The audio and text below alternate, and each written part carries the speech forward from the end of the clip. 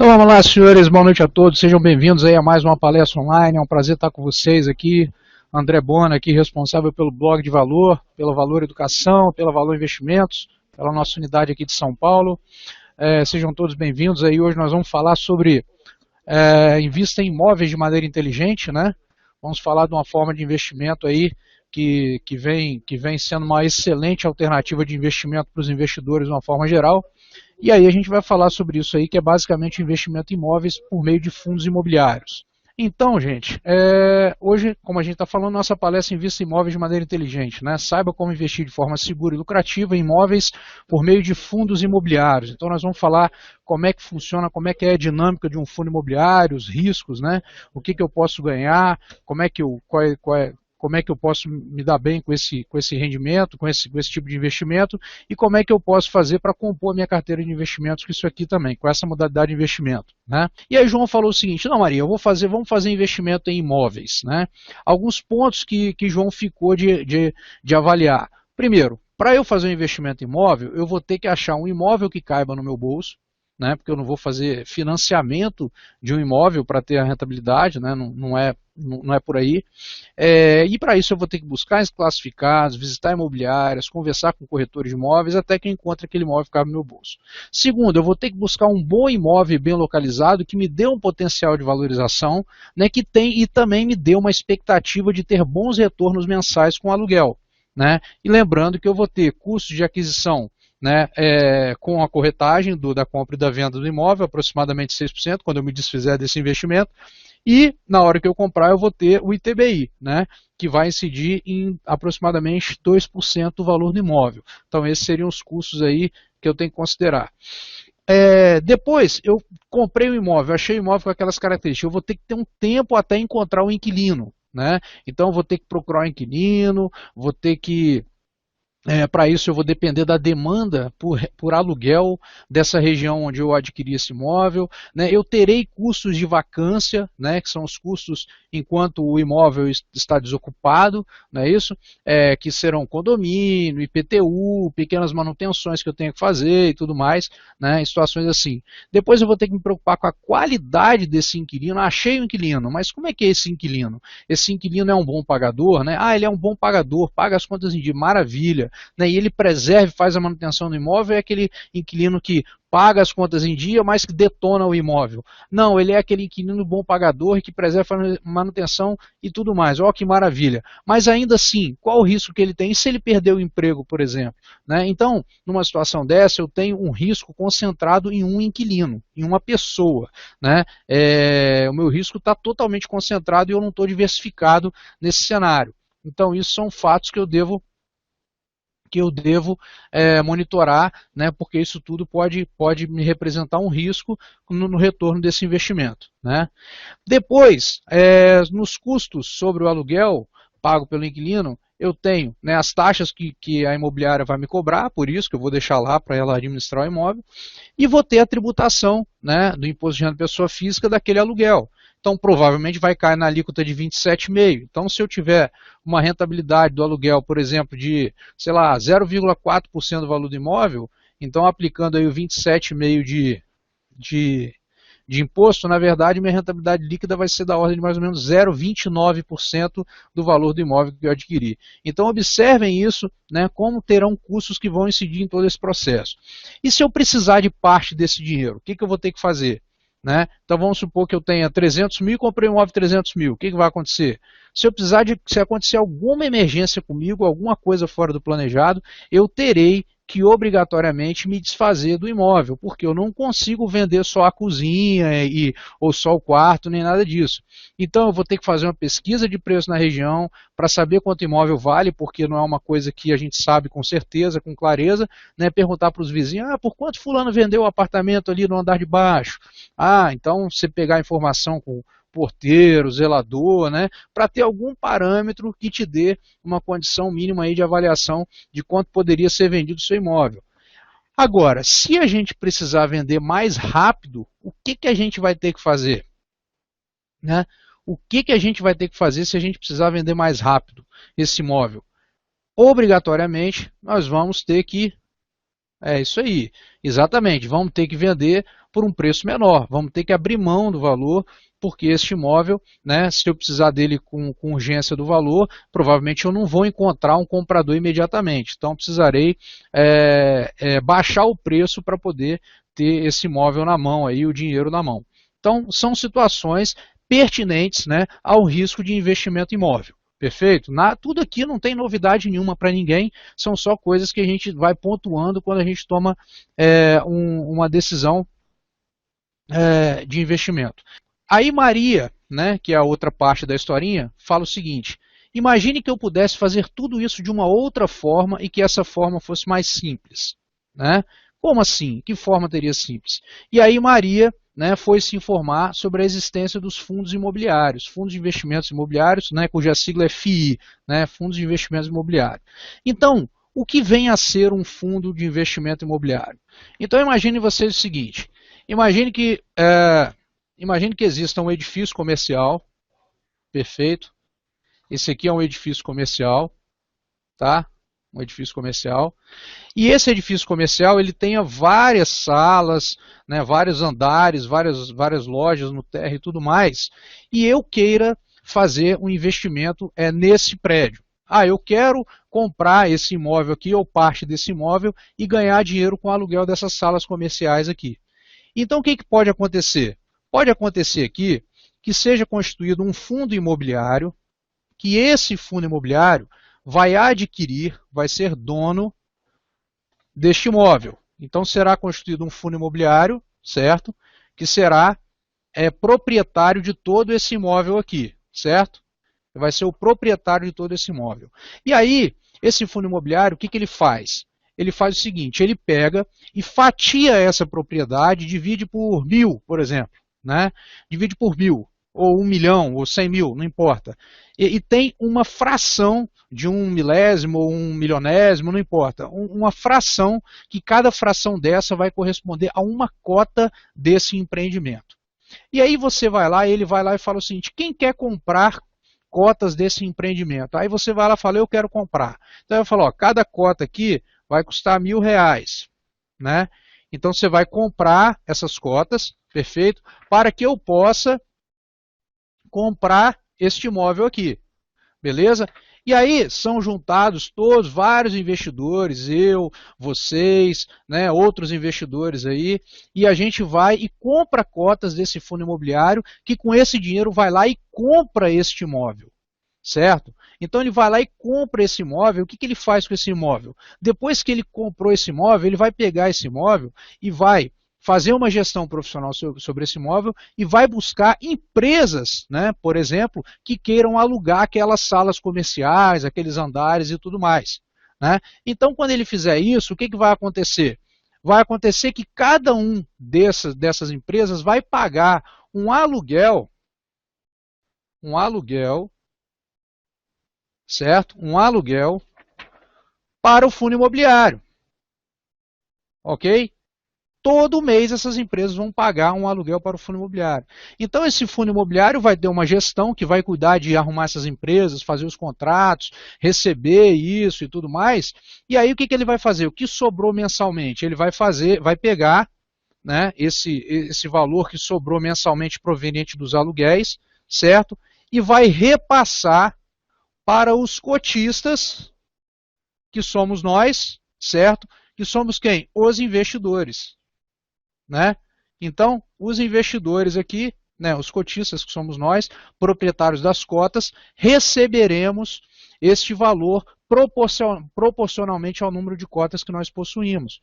Então, é uma forma da gente investir em imóveis, né, de uma forma diferente, porque eu não vou precisar colocar R$ 300.000 naquele investimento, R$ 400.000. Eu posso comprar cotas de um fundo cujo valor unitário da cota seja R$ 100, seja R$ 1.000, e aí eu monto uma posição ali de 10, 20 mil, né, ou de 100 mil, não importa, depende do tamanho do meu patrimônio, onde o meu objetivo é ter uma gestão profissional que seja proprietária daquele imóvel, que tenha um fundo proprietário daquele imóvel e que mensalmente ele vai me pagar um valor correspondente às rentabilidades, né, proveniente dos aluguéis desses imóveis.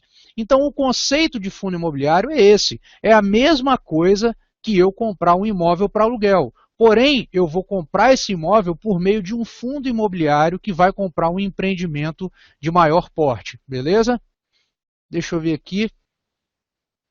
Aí tem uma pergunta aqui que é o seguinte: o fundo é criado em função de um empreendimento novo? Um fundo imobiliário ele pode ser criado para um empreendimento novo ou ele pode ser criado em outras alternativas. Ele pode ser criado, por exemplo, vamos supor, tem um fundo imobiliário que foi lançado em novembro do ano passado, que o Banco do Brasil tinha lá, sei lá, vamos dar um chute aqui, 50 agências, perfeito, e então ele criou um fundo imobiliário, né, onde isso foi vendido para os investidores, as agências já existiam, né, as sedes administrativas e tudo mais do banco já estavam localizadas nesses endereços, então os investidores compraram esse fundo imobiliário para ter o direito ao aluguel dessas agências e tudo mais que já estavam com o contrato vigente. Então, nesse caso, não é um empreendimento novo, nesse caso é um empreendimento que já está em andamento, já existiu o imóvel e tudo mais. Né? Em alguns casos, você tem, por exemplo, o Banco Santander fez a mesma coisa recentemente. Então, foi construído um fundo imobiliário para comprar os imóveis, né, que eram, sei lá, 20, 30 também, que já estavam alugados para o Banco Santander. Então, você tem empreendimentos, por exemplo, que já tem alocação feita, né, que já tem contratos vigentes. Né? Então, por exemplo, você tem lá um contrato com a Anhanguera Educacional. Então, o imóvel já está alugado para uma universidade, e você já tem os recebimentos de aluguel desse. Então você tem essa situação de fundo sendo constituído tanto para empreendimentos novos, quanto para empreendimentos que já estão em andamento, já estão montados, já estão recebendo aluguel e que vão ser feitos, né, uma parte vai ser vendida para fundos imobiliários.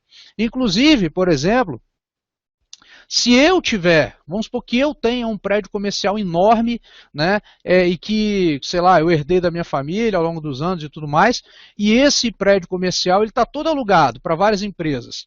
Eu posso vender uma parte desse empreendimento para um fundo imobiliário e botar o dinheiro no bolso à vista e os investidores compram ali e vão receber uma parte disso. Também pode ser feito. Então, o fundo imobiliário não necessariamente vai estar sempre com um empreendimento novo, não. Tá? Pode ser que ele tenha empreendimentos imobiliários que já existam, né, e inclusive com contratos em andamento. Perfeito? Então, voltando aqui para a nossa apresentação. Então, quando a gente vai olhar um fundo imobiliário, o que é importante a gente ver? Primeiro, a avaliação do fundo é exatamente igual de um imóvel, né, com algumas vantagens. Né? Primeiro, que o seu bolso pode comprar qualquer imóvel, porque são cotas que você compra, então são pedaços de fundos imobiliários, né, você não está comprando o imóvel todo, então você pode ir numa corretora, né, ou contar com o nosso serviço de assessoria de investimentos, que a gente vai te auxiliar a buscar um fundo de investimento imobiliário que tenha, né, os objetivos que você possui para investir no mercado imobiliário. Então, como assim é a mesma coisa? Olha, o que você tem que saber quando você investe num fundo imobiliário? O que é aquele fundo imobiliário, que tipo de imóvel que ele aplica? Né? Então você pode ter um imóvel que ele aplica, que ele é proprietário de um imóvel que é um hotel, ele pode ser proprietário de um imóvel que é um hospital, ele pode ser proprietário de um imóvel que é um shopping, né? Ele pode ser proprietário de imóveis que são alugados para salas comerciais, como a gente falou, de grandes prédios comerciais, para agências de banco. Então, você tem que olhar o seguinte, o que tem dentro desse fundo. Né? Aí tem mais uma pergunta aqui. Nesses casos, o fundo adquire o imóvel? Sim, naquele exemplo que eu dei, o fundo adquire o imóvel, né, e ele passa a ser proprietário do imóvel. Uma pessoa vende um imóvel para outra. Mas aí, neste caso, naquele exemplo que eu dei, eu tendo um imóvel, por exemplo, eu venderia para o fundo. E aí eu boto o dinheiro no bolso e aí o fundo toca a vida lá e aluga e toma as providências dele. Por exemplo, pode surgir também nessa necessidade. Tá? Uma vantagem que eu tenho também dos fundos imobiliários é a possibilidade de acessar grandes empreendimentos de primeira linha. Né? Imagina que eu sozinho, a dificuldade, todo mundo sonha com isso. Né? Não, eu queria ter o meu imóvel ali, eu queria que viesse um banco e alugasse de mim, todo mundo quer. Né? Mas normalmente esse tipo de investimento não vai estar disponível para todos nós. Né, eles vão normalmente ser feitos por meio da constituição de fundos imobiliários.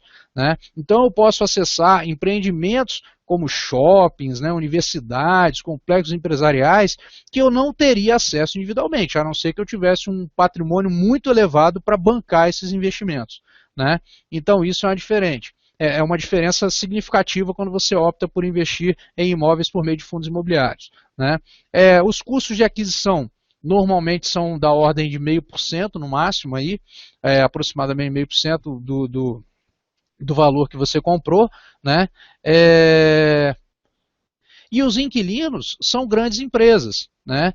E é o próprio gestor do fundo que fica encarregado de negociar os contratos, firmar os contratos, avaliar a capacidade de pagamento desses inquilinos, né? Então, além disso, além de você ter inquilinos, né, que são grandes empresas, normalmente, tem fundos, por exemplo, que são proprietários de imóveis 100% alugados para a Petrobras, né, ou para a Caixa Econômica. Então, normal isso. Você tem também a qualidade do inquilino. Além da qualidade, desculpa, você tem o quê? A possibilidade de você diversificar esses inquilinos, né? Ele tem a possibilidade de você diversificar desses inquilinos aí. Por quê? Porque imagina que você seja proprietário de um fundo imobiliário, né, de uma cota de um fundo imobiliário, e aí que seja num shopping. Aí ele tem lá 200 lojas que alugam dele. Então quer dizer, se uma ou outra não pagar, se 5% não pagar, isso não vai afetar, não vai te afetar. Então você está com um risco totalmente diversificado. A avaliação no fundo ela é sempre exatamente igual a de um imóvel, né? E aí com relação aos custos do aluguel, por exemplo, tem uma grande vantagem no investimento de fundos imobiliários com relação à compra direta do imóvel, né? Primeiro, nós vamos ter uma taxa de administração que nós vamos pagar para um gestor, né, para ele fazer a avaliação dos inquilinos e tudo mais, né? E essa taxa de administração normalmente ela varia entre 1% e 2% ao ano, tá? Porém, nós temos a isenção do imposto de renda para a pessoa física. Então, imaginem vocês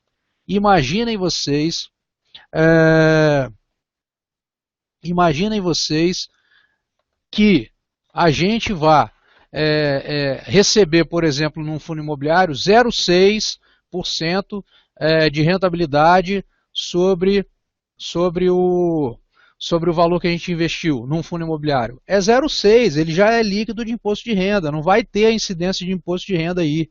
Então, por exemplo, um mesmo 0,5, né, vamos botar 0,4, um 0,04, né, que eu tivesse num fundo imobiliário, um 0,5, vamos botar 0,5, 0,5% do valor patrimonial, né, para eu ter esse mesmo 0,5 de rentabilidade no imóvel próprio, eu teria que ter um imóvel que me desse, por exemplo, 0,7, né? Mais que 0,7 de rentabilidade para poder descontar o imposto e empatar com 0,5 do fundo imobiliário. E normalmente as taxas dos fundos imobiliários, você consegue taxas a 0,5, 0,55, 0,6, 0,62, 0,63% de rentabilidade líquida de impostos. Então isso dá uma eficiência tributária para o fundo imobiliário fantástica. Fantástica, tá? Então isso aqui é um outro grande benefício que a gente tem na escolha por fundos imobiliários, diferente dos fundos da compra direta de imóvel, por exemplo, quando você vai ser tributado em 27,5%.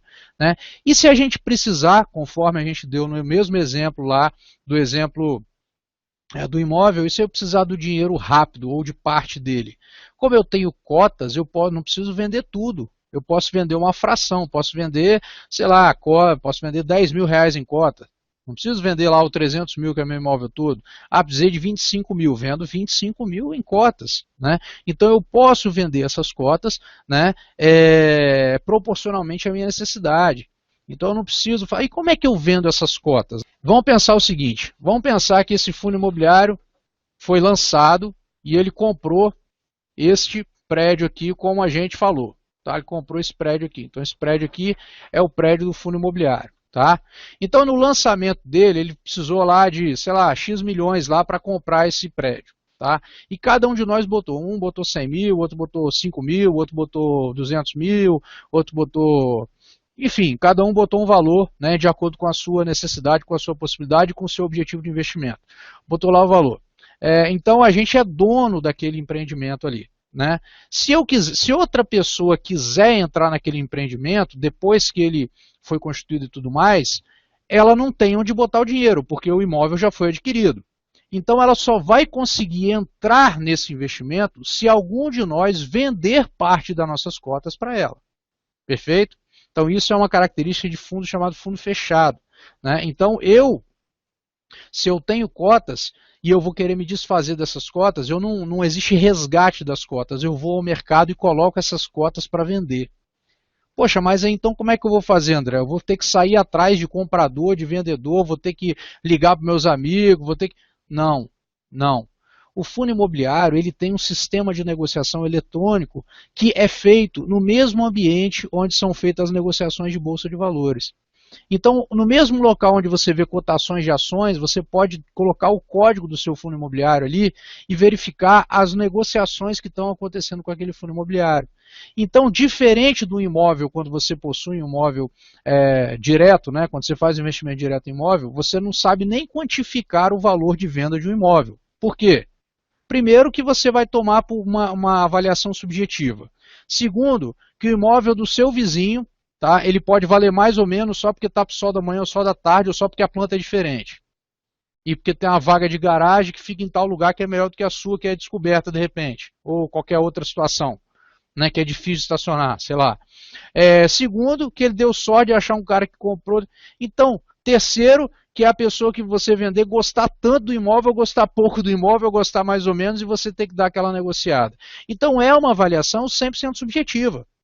No caso dos fundos imobiliários, cada cota é uma fração ideal. Você não passa a ter um pedaço da parede do imóvel do 13º andar que fica ali na ponta direita do empreendimento. Não é isso. Você tem uma fração do todo. Então todas as cotas são iguais.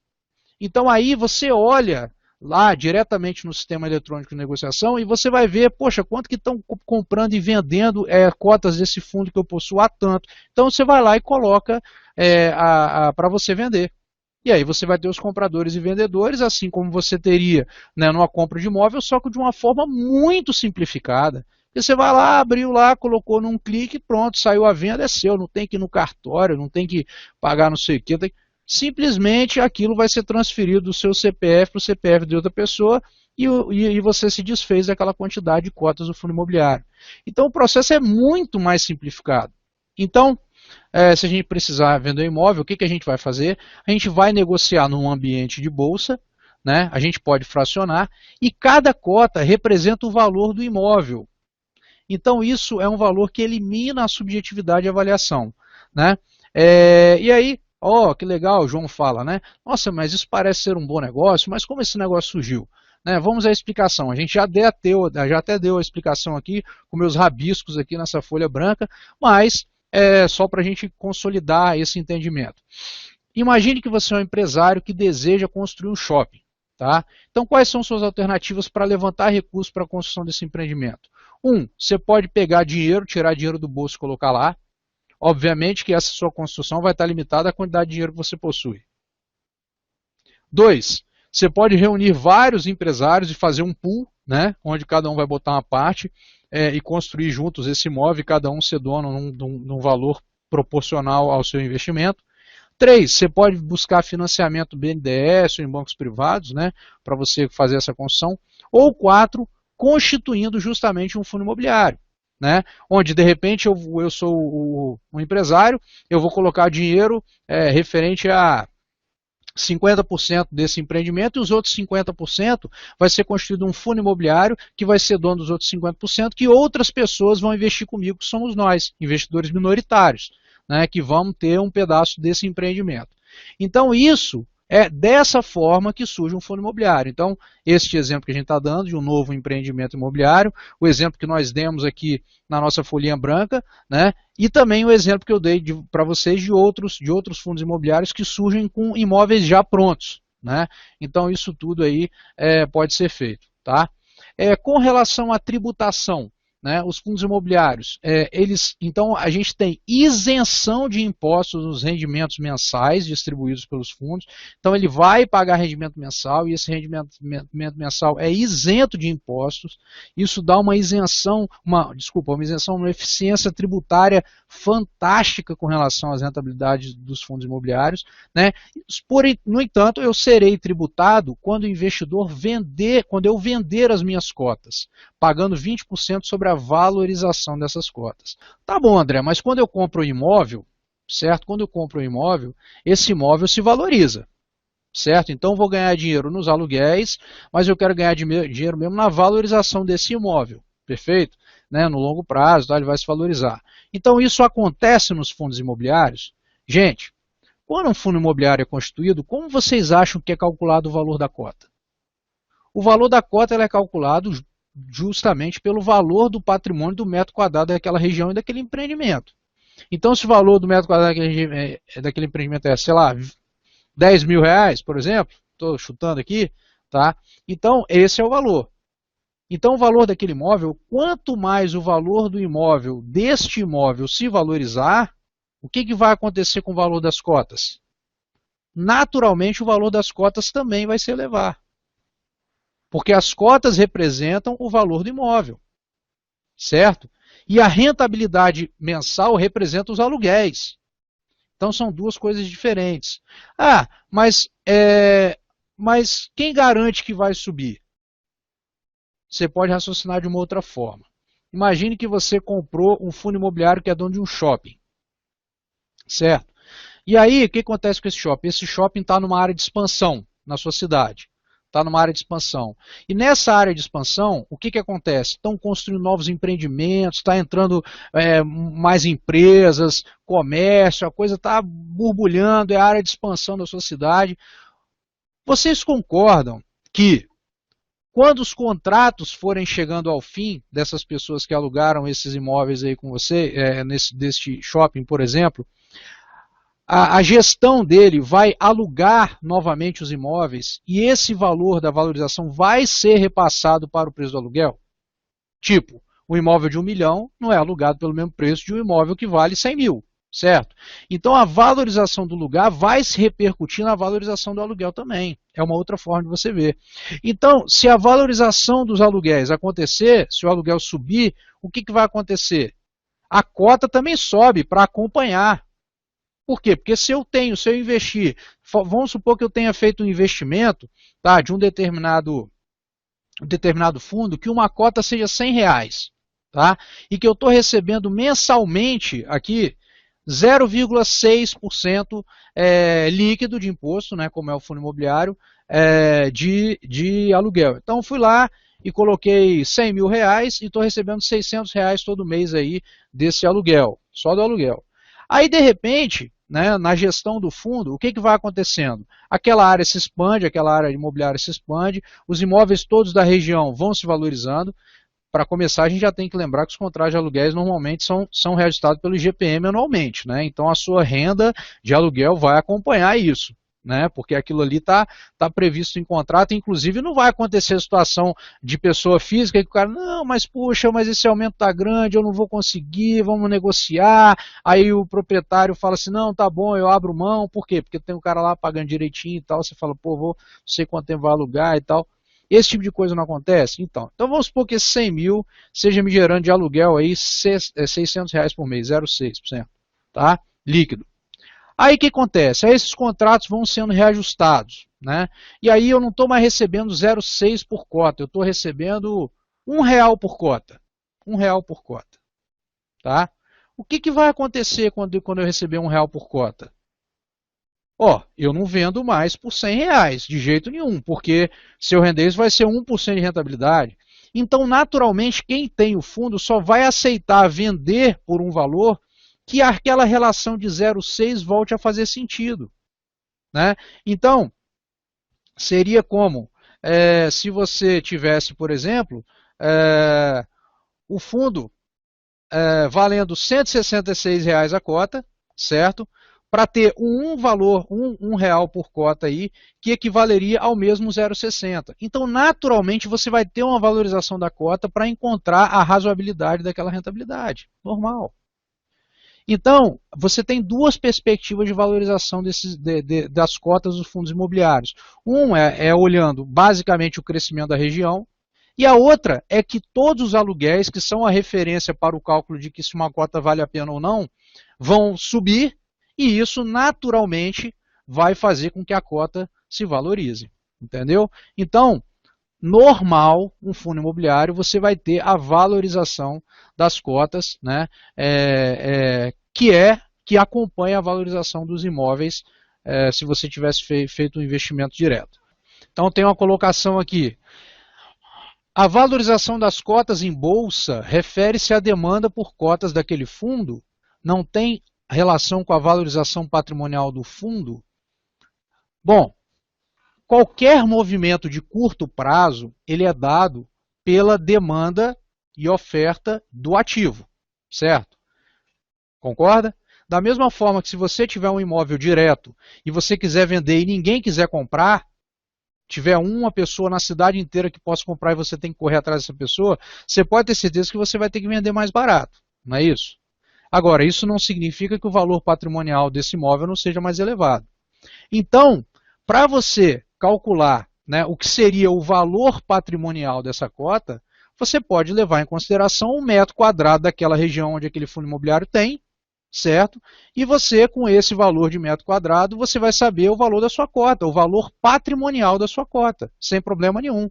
Ah, mas eu posso vender por um preço menor se não tiver liquidez no dia? Pode, claro. Assim como um imóvel, você diz que vale 300, vale 400, mas você não acha o comprador, você acha o comprador a 250. Então, quanto que vale o imóvel? Né? Então, se a gente olhar nessa perspectiva, a gente vai ver isso. Agora, você quer um exemplo? Tem um determinado fundo imobiliário que a gente fez uma entrada nele a R$ 154,00 era a cota. Tá? R$ 154,00 e ele estava pagando 0,6%. Então ele estava pagando 92 centavos. Tá? R$ 154,00, isso em fevereiro. Tá? R$ 154,00 e a gente estava recebendo 0,6%, que é em torno aí de 92 centavos por cota. Tá? O que aconteceu com este fundo imobiliário? As cotas se desvalorizaram. Por que as cotas se desvalorizaram? Porque a taxa Selic subiu. Tá? E aí as cotas estão em 133, por exemplo, estava 133 um dia desse que eu dei uma olhada aí. Aí me perguntaram, e aí? Então eu estou perdendo dinheiro? Eu falei, olha, eu entendo que é um momento de você comprar mais, porque é o seguinte, ele continua pagando 92 centavos. Ele continua pagando 92 centavos. Então, se ele está continuando pagando 92 centavos, significa que agora, se eu comprar a 133, eu vou estar tendo, na verdade, uma rentabilidade 0,7. Então, agora está valendo a pena aumentar a posição. E ninguém faz investimento em imóvel, né? E aí vocês vão concordar comigo, hoje, ninguém compra um imóvel hoje para vender na semana que vem. Alguém faz isso com imóvel? Não, vou comprar um imóvel hoje para vender na semana que vem. Então, quando a gente fala de fundo imobiliário, lembre-se que a gente não está falando de um ativo financeiro, a gente está falando de compra em imóvel, nós estamos investindo em imóvel. Então, os riscos pertinentes ao fundo são os mesmos riscos pertinentes ao imóvel. Então, aqui foi colocado aqui, né? Então a valorização das cotas em bolsa refere-se à demanda daquele, sim, assim como o valor de venda de um imóvel refere-se à demanda, né, por aquele imóvel. Certo? Se você coloca um imóvel para vender, hoje não, esse imóvel vale R$500 mil, mas você só acha comprador a 400 mil, e aí? Qual o valor desse imóvel para você vender agora? Então o valor da cota na bolsa, ele te diz o valor para você vender agora. Ele não está te dizendo o valor para você vender o quanto que é o valor patrimonial, ele está dizendo o valor para você vender na hora. E o valor patrimonial é uma referência. Né?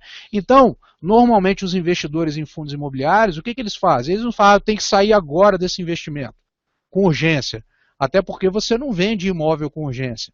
Então você vai colocar ali uma ordem de venda, de repente não vai sair hoje, de repente não vai sair amanhã, de repente vai sair daqui a uma semana, de repente você zera toda a sua posição ao longo do mês.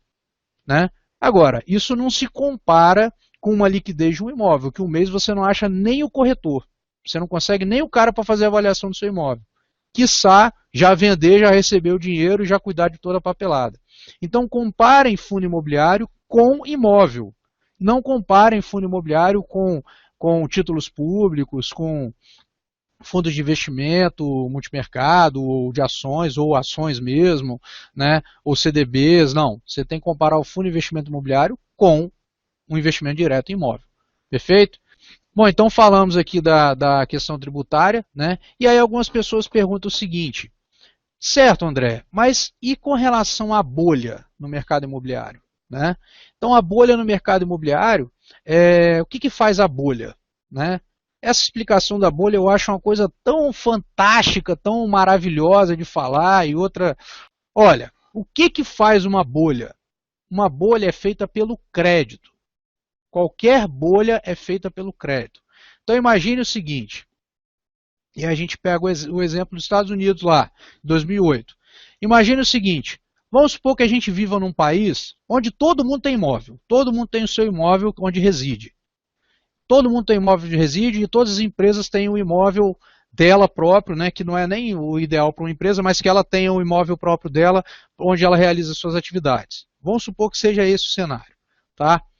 Mas aí, você está andando ali pela rua, viu um imóvel, aí você dá uma olhada, nossa, os imóveis estão se valorizando 20% ao ano. Aí você fala, nossa, que bacana, nossa, que interessante. E aí você passa ali e vê um empreendimento, vê um imóvel sendo lançado, certo? Aí você olha aquilo ali e fala, pô, mas eu não tenho todo o dinheiro. Aí você entra lá no stand, viu dizer que os imóveis estão se valorizando, que você gostaria de acompanhar essa valorização. E aí o que você faz? Aí você chega e faz o seguinte, pô, mas como é que eu poderia pagar isso aqui? Não, isso aqui é o seguinte, isso aqui você vai pegar o dinheiro emprestado aqui, ó, e vai financiar isso aí para 3 mil anos, por exemplo, né? Você vai financiar isso aí para longo prazo, esquece disso, por quê? Porque os imóveis estão se valorizando em 20% ao ano. Então, você vai ganhar dinheiro, ele sempre vai se valorizar e você vai vender esse imóvel valorizado lá na frente. Ah, ótimo, vou lá, pego a canetinha, pá, assinei meu financiamento, estou lá com o meu imóvel. Fiz o financiamento. Aí o que acontece? Aí isso foi comigo, tá? Um exemplo comigo. Aí de repente, né, eu não vou citar o nome de vocês aí, mas um de vocês que está aí, né, mandando as perguntas e tal, tá andando lá na outra rua e aí vê assim, nossa, os imóveis estão se valorizando em 20%. Aí chega para mim e fala assim, ah, você tem imóvel? Ele tenho. Pô, eu queria comprar de você, porque os imóveis estão se valorizando em 20%. Aí eu falo, não, beleza, eu te vendo então, 20% acima. E aí você vai e compra de mim, mas aí você chega lá no banco, ó, tô querendo comprar. Não, ó, assina aqui, faz um financiamento, que o imóvel é seu, você vai pagar lá na frente, porque os imóveis sempre se valorizam 20% ao ano, então depois você vai vender para outro, né, mais caro e tudo bem. Aí você vai lá e faz isso, né? E aí observe o seguinte, não existe uma demanda real por imóvel, porque naquele cenário que eu falei, todo mundo tem imóvel. Porém, essa demanda está surgindo pela facilidade de acesso ao crédito e uma expectativa de valorização eterna que não se justifica no cenário real. Ele só está acontecendo porque mais pessoas estão tomando mais crédito, mais crédito, mais crédito, e esse crédito abundante é que está fazendo com que haja uma demanda de compradores. Mas não há efetivamente uma demanda de pessoas querendo imóveis. Então isso faz uma bolha. O excesso de crédito faz bolha. Tá? É o excesso de crédito que faz bolha. E aí chega um dado momento que acontece o seguinte, né? E aí eu nem vou falar de outros desdobramentos que isso causa e tudo mais, não. Vou falar só nesse aspecto aqui. Então chega uma hora que os compradores param de comprar. Então o que era de 20% de rentabilidade passa a deixar de existir, porque não tem demanda. E aí você se vê com o imóvel com financiamento longo, você fala, não, eu comprei para investir para receber o dinheiro depois, mas não tá rendendo. Aí aquele imóvel, ao contrário, ele começa a cair porque não tem comprador. Aí começa a cair o preço. Aí você está pagando um financiamento, sabe de quê? De um imóvel que você comprou por 500, mas que agora ele vale 400. E aí o que acontece? Você fala, vou parar de pagar. Por que eu vou pagar um imóvel de 500? Vou deixar o banco levar. E aí você começa a ter uma situação onde os imóveis vão se desvalorizando porque você não tem mais comprador. Porque aquele imóvel igualzinho o seu do lado, o cara está vendendo por 400, que você imaginava que estava valendo 500. Aí o outro está valendo, então você gera uma desvalorização em todos os imóveis, por quê? Por conta do excesso de crédito. Então isso é que gera a bolha imobiliária. Deixa eu dar uma olhada aqui nos comentários aqui. Primeira colocação. O pagamento da rentabilidade da cota é fixo em reais. Achei que seriam sempre atrelados aos valores percentuais contratados. Tipo, se a cota caiu, o valor pago cai, pois a percentagem de rentabilidade continua a mesma. Não. O pagamento da rentabilidade da cota é fixo em reais. Claro, por quê? Quando você pensa fazendo um aluguel. né? Se você faz um aluguel, se você faz um contrato de aluguel, né? Você aluga um imóvel, esse imóvel vai ter um valor fixo em reais, vai ser R$ 2.000 por mês, por exemplo. Não é assim que ele vai ser? Então, se o valor do imóvel oscilar, isso não tem nada a ver com você que está pagando aluguel. Então, a pessoa que está recebendo aluguel vai continuar recebendo R$ 2.000. Ponto. É o contrato. Então, da mesma forma, o fundo imobiliário. O valor dos fundos imobiliários, o que eles vão te pagar por mês, só vai alterar se de repente o inquilino acabou o contrato, ele não quis renovar. E aí o gestor não arrumou um outro que substituísse. Aí diminui um pouquinho, porque também não está todo o inquilino não é ele de todo o imóvel, por exemplo. Tem fundos que é e tem fundos que não.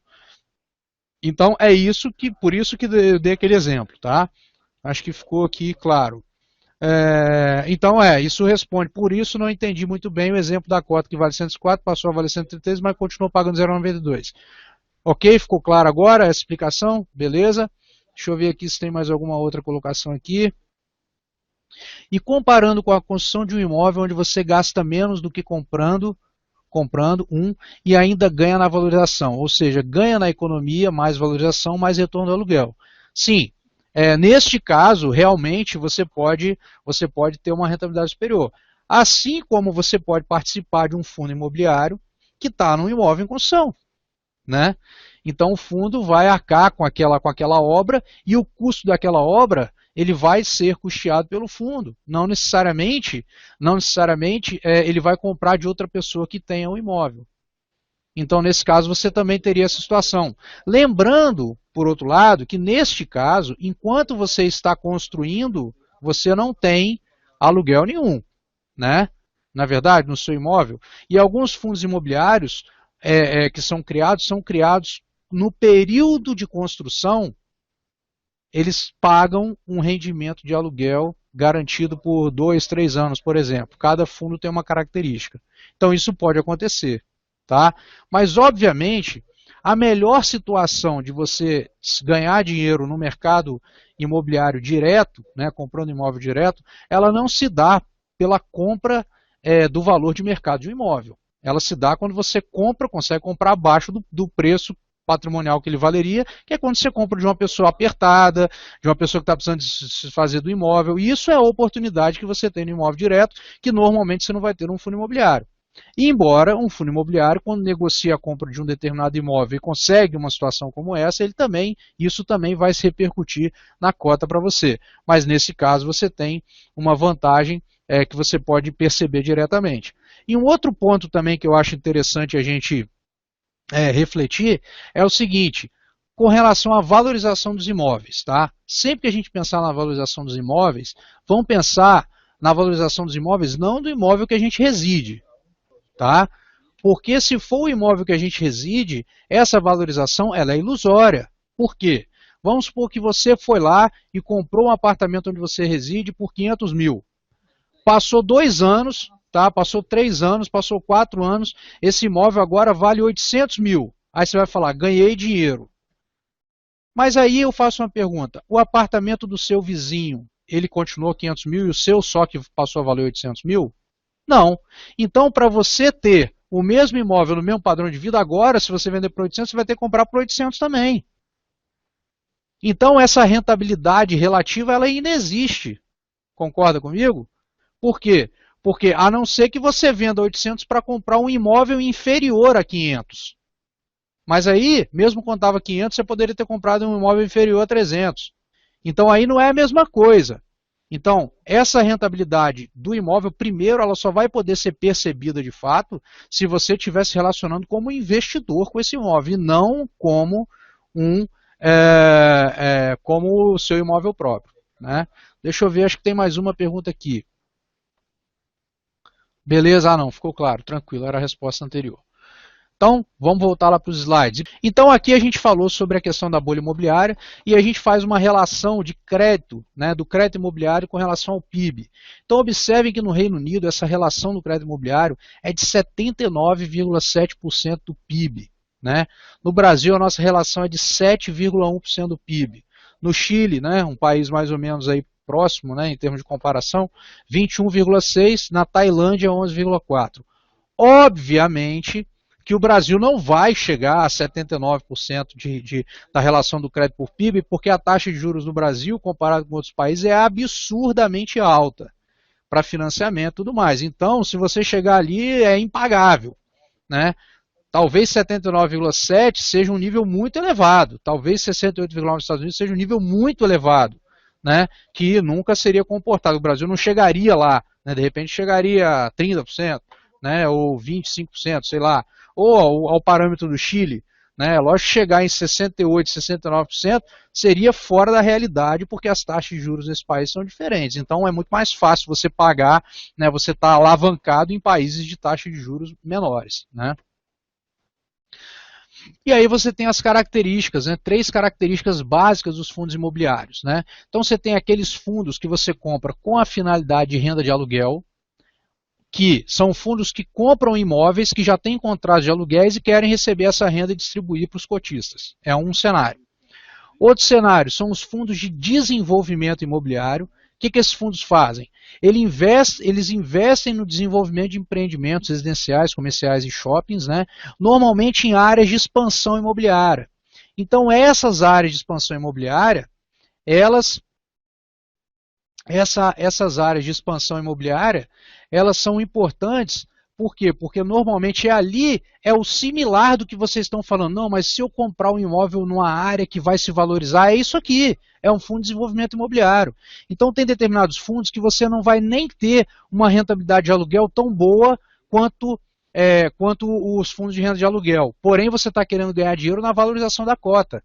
Né? O seu foco maior é esse. Então, na medida que aquela região se desenvolva, né, você vai ter uma bela rentabilidade do seu patrimônio. Perfeito? Então são objetivos diferentes.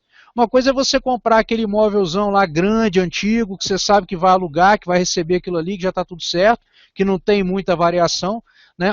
E outra é você investir no imóvel numa área de expansão, certo? Onde você vai ter a rentabilidade, mas talvez não tenha uma demanda de moradia rápido, por exemplo. Então, são fundos que você vai olhar. Então, da mesma forma que você compra um imóvel para ter aluguel, você vai comprar um imóvel para ter valorização. E são características diferentes e você tem que procurar os fundos imobiliários diferentes. Certo? E você tem os fundos que investem também em títulos imobiliários. Né? O que são esses fundos? Eles investem em títulos de renda fixa, certo? Né?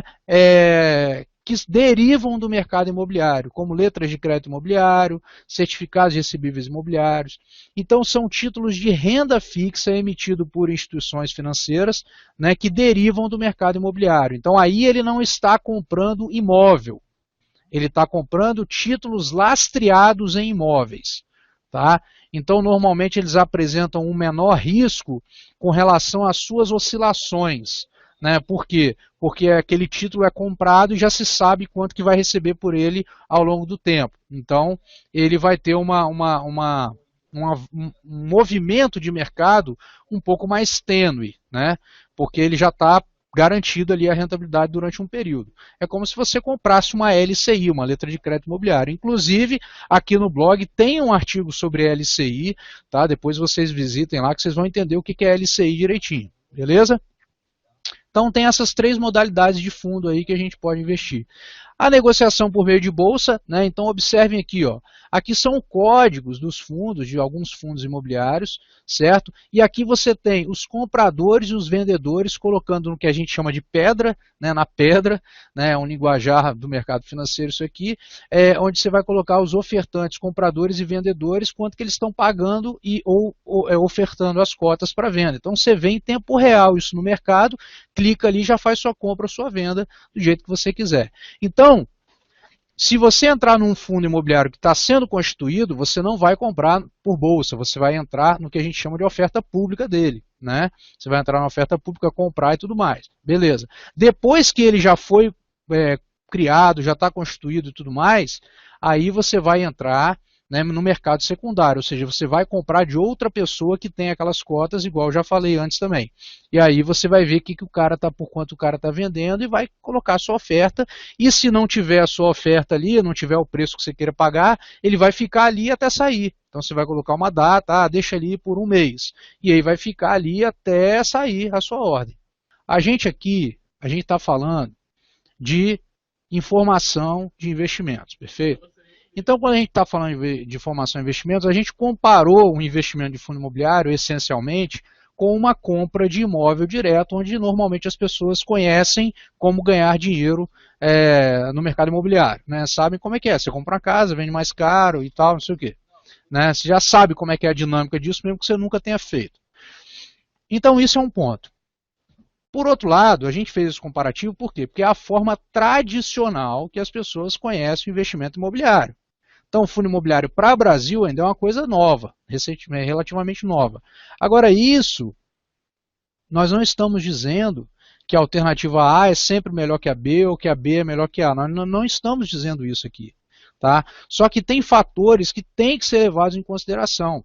Então, por exemplo, se eu posso me beneficiar de uma expansão no mercado imobiliário por meio de fundos de investimento imobiliário, muitas vezes eu não teria condições de fazer no imóvel, ou eu teria que me expor a um financiamento, ou teria que empatar grande parte do meu patrimônio, e isso lá na frente pode produzir consequências. Então, por exemplo, se eu tenho 2 milhões, 3 milhões, eu posso, de repente, fazer um investimento no imóvel direto que eu vou gastar lá 500 mil reais. Beleza, tranquilo.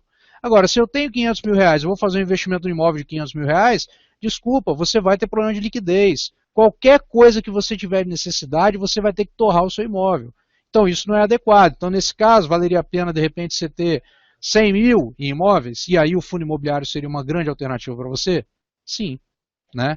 Então, como montagem e composição de um planejamento financeiro, cujo objetivo seja você obter uma rentabilidade do seu patrimônio, construir o patrimônio, formar seu patrimônio a longo prazo, em busca da independência financeira, em busca da preservação do patrimônio, caso você já tenha um patrimônio mais significativo,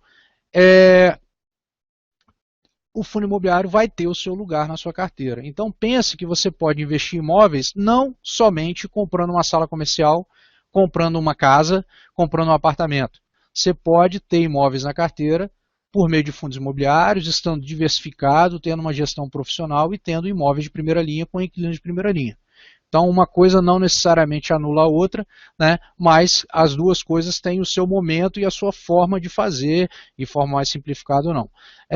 Existem uma série de outras questões aí nos fundos imobiliários, né, que precisam ser compreendidas, tá? Especificamente sobre a variação das cotas, eu acho que isso são coisas que vale a pena conversar melhor. Né? E aí, a próxima etapa, né, André, gostaria de mais orientações sobre isso aí, sobre o assunto. Bom, aqui embaixo, vocês têm aqui um banner, né, que caso vocês queiram que a gente faça uma avaliação do investimento de vocês, é uma avaliação gratuita que a nossa equipe de assessoria de investimento faz, então vocês vão clicar ali, né, e vocês vão ver, assim, basicamente como é que a gente faz, em termos bem resumidos, a sua avaliação de investimentos.